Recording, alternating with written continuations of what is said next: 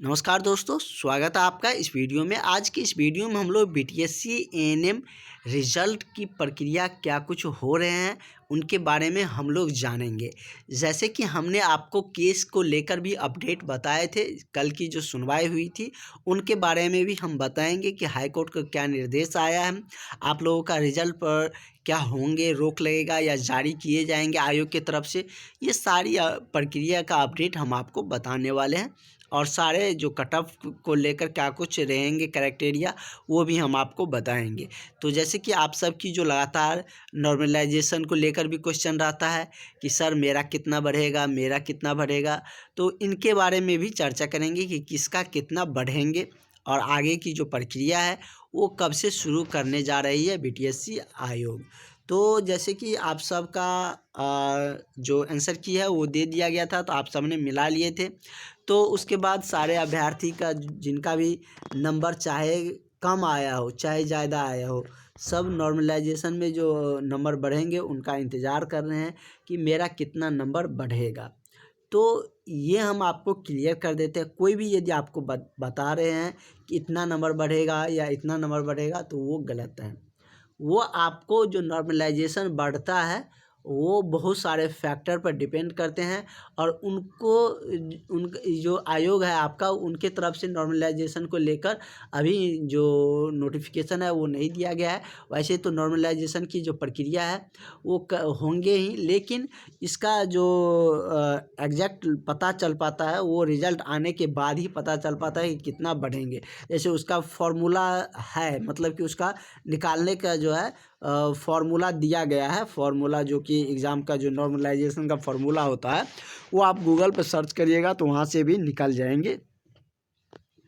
उस फार्मूले के आधार पर ही कैलकुलेट किए जाते हैं, लेकिन वो फार्मूला पर यदि आप बैठा के देख भी लेते हैं लेकिन बाद में जब रिज़ल्ट आता है तो पता चलता है उससे मैच ही नहीं हो रहा है। हम जितना निकाल लेते हैं कैलकुलेट करके उतना आ ही नहीं रहा है।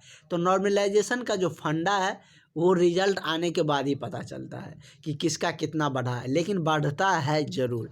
जो शिफ्ट जिस अनुसार होते हैं, जिस शिफ्ट में जैसा क्वेश्चन रहता है उस अनुसार बढ़ता है और उसी शिफ्ट में सारे अभ्यर्थी को ऐसा नहीं है कि सबका इक्वली बढ़ा देगा।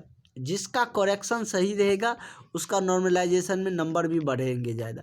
जो अटैम्प्ट ज़्यादा लिए है, ज़्यादा गलतियाँ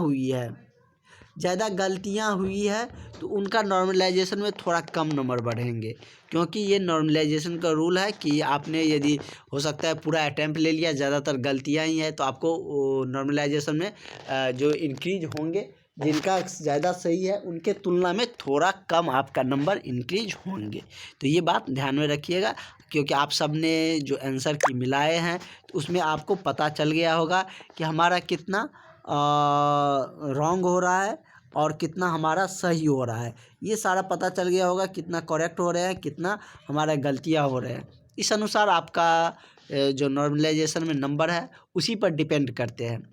ये शिफ्ट पे तो सब में आ जाएंगे, जो कि आपके शिफ्ट में जितने अभ्यर्थी होंगे सबका वही शिफ्ट रहेगा, तो सबके लिए वही। यदि इजी है तो इजी, हार्ड है तो हार्ड, मॉडरेट है तो मॉडरेट। लेकिन जो इनकी बढ़ने की जो प्रोसेस है वो आपके नेगेटिव मार्किंग पर भी डिपेंड करता है। रिज़ल्ट को लेकर हम यदि बात करें तो आप लोगों को रिज़ल्ट के लेकर थोड़ा इंतज़ार करने पड़ेंगे। जैसे कि कोर्ट का क्या कुछ कल की सुनवाई में आया है वो भी हम आपको बता देंगे। उसका क्लियरली और हम आपको जो ऑरल ऑर्डर है वही हम वो जो उसमें सारा कुछ दिए रहते हैं निर्देश वो हम आपको दिखा देंगे, और जो कि आपको उसमें सारा कुछ पॉइंट टू पॉइंट क्लियर किया रहता है, तो हम आपको बता देंगे कि उसमें क्या कुछ दिया गया है। तो नेक्स्ट वीडियो में हम उसी पर मेनली हम लोगों का रहेगा फोकस कि जो केस किया गया है, जो कि केस संख्या सारा कुछ हमने आपको डिटेल में बताए हैं। और इनकी दूसरा सुनवाई थी कल, जैसे कि 22 जनवरी को दूसरी सुनवाई थी। एक तो 15 जनवरी को ही हुआ था, तो 15 जनवरी को हेयरिंग डेट देकर 22 किया गया था। तो 2 बार इसका मतलब कि डेट आ चुका है, तो समझ सकते हैं कि अब जो आगे की जो प्रक्रिया 1 सप्ताह में सारा कुछ उसके रिगार्डिंग जो रहते हैं वो नेक्स्ट सुनवाई की, क्योंकि एक सुनवाई में अब ये केस जल्दी होता नहीं है हाई कोर्ट में, क्योंकि हाई कोर्ट में बहुत सारे केस को देखना रहता है, इस वजह से नहीं हो पाता है। तो आप लोग घबराइए नहीं, अगर आएगा उसके लेकर कोई भी अपडेट तो वो हम आपको निश्चित ही बताएंगे, क्योंकि हमने आपको स्टार्टिंग से ही सारे इन्फॉर्मेशन बताते आ रहे हैं। तो आप लोग चैनल को सब्सक्राइब करके ज़रूर रख ले, क्योंकि कोई भी इन्फॉर्मेशन, कोई भी जानकारी हम यदि साझा करते हैं तो वो आप तक ज़रूर सबसे पहले पहुंच सके। इसके लिए आप यदि चैनल को सब्सक्राइब किए रहेंगे तभी आपके पास सबसे जल्द पहुंच जाएंगे, और सारी हम ऑथेंटिक जानकारी आप तक पहुंचाते रहते हैं। और जो कि कट ऑफ की हम बात करें तो वो भी हम आपको बताएंगे कि कट ऑफ किसका कितना जाने वाला है, किस कैटेगरी का कितना रहने वाला है, जनरल का क्या रहेगा, और जो ओबीसी है उसका क्या रहेगा, एससी एसटी का क्या रहेगा, ईबीसी का क्या रहने वाले हैं, जो जिनका हायर एजुकेशन का अंक है उनको कितना बेनिफिट होने वाले हैं। इन सारे पॉइंट को एक एक करके रखेंगे और सारे हम जानकारियाँ आपको देंगे कि कैसे क्या इसका कट ऑफ का मार्क होने वाले हैं। तो आप लोग फ़िलहाल रिज़ल्ट का वेट कर रहे हैं तो थोड़ा सा इंतज़ार करिए, आपका रिज़ल्ट देखने को मिल जाएंगे, या क्या कुछ होते हैं कि इसके द्वारा वो भी हम आपको जानकारी ज़रूर देंगे।